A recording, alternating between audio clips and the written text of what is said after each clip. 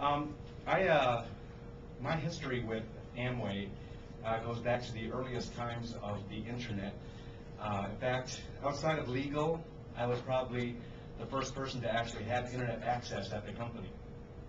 And strangely enough, that was something like 95. I mean, it seems so short ago, but in internet years, that's a long, long time ago. And the reason why was in the PR group, I was kind of a junior staff member, and we were getting faxes sent to us about this crazy guy who was making disparaging remarks about Amway on the internet, which nobody had. But we were getting occasional questions from people that were internet savvy, saying, what are you going to do about this guy? Well, we didn't have internet access, so we couldn't even see what he was saying. So people were faxing us sheets. So finally, I got internet access, and I printed off this guy's website, which was basically an I Hate Amway website. And that was not the name of it, but that's what it was.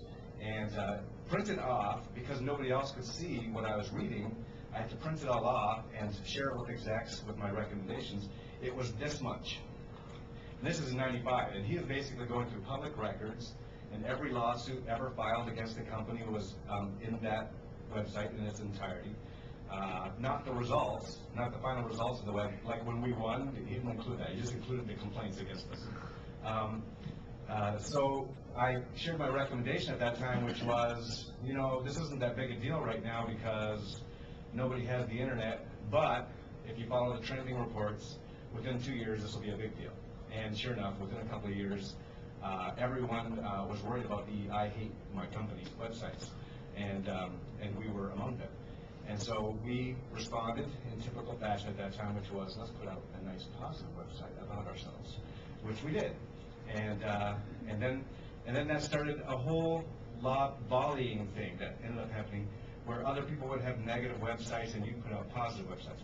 You're a company as big as us, and in the kind of business that we are in, there's lots of reasons to hate us. So there's lots of I Hate Amway websites for different reasons.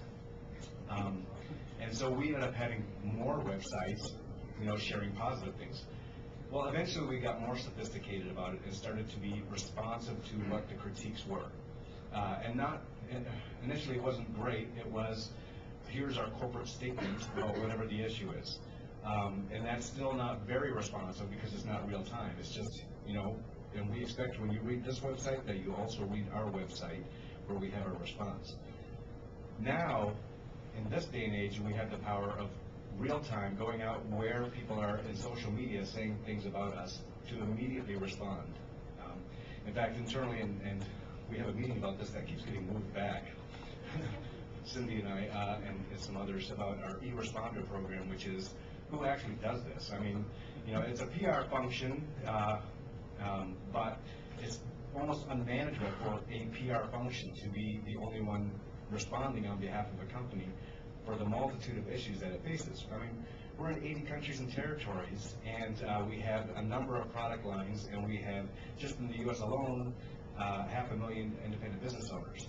That's a lot of communication going on about our business and a lot of misinformation being shared all over the place. So we're trying to empower different people across the company to go out there and respond on behalf of the company when they see misinformation or one particular viewpoint being shared. I'm going to go totally left field now and talk about, to add on to something that Tim was talking about young people understanding it. And some people have the impression that it's mostly youth or younger people doing social media. This takes it to the opposite extreme. A couple of years ago, actually 5 or 6 years ago, my mom died, and my dad had heart issues, and he had a valve replacement, and so about 4 years ago, he started feeling all young and vigorous again.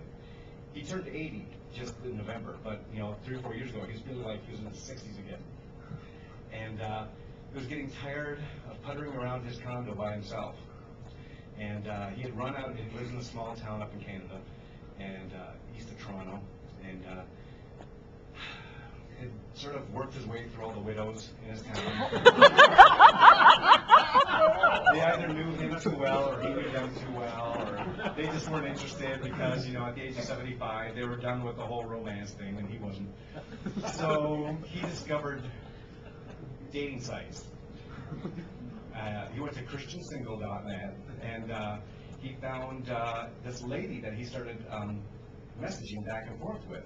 And she lived in Washington State on the West Coast. And this is just 1 year ago, last February. And she was also 80. And so they're messaging back and forth. Now she has typing skills, so she's pretty fast. My dad, he never learned how to type. I mean, he just got internet access like 2 years ago. So he's a hunt and pecker, right? But she would ask him things like, "Well, tell me your life story," and he's like.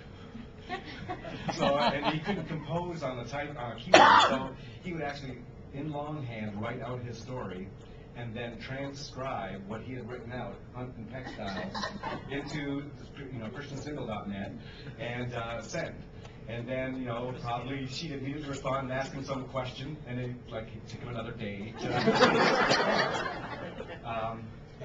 Well, about a month later, he flew out to Washington State to meet this woman.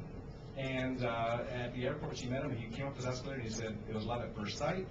And, he stayed there for a couple of days. They hit it off. He went back home. They continued their hunt and peck relationship. And 2 months after that, last July, he flew out there and married her. And she moved sight unseen to Trenton, Ontario, Canada, to live with him in his condo.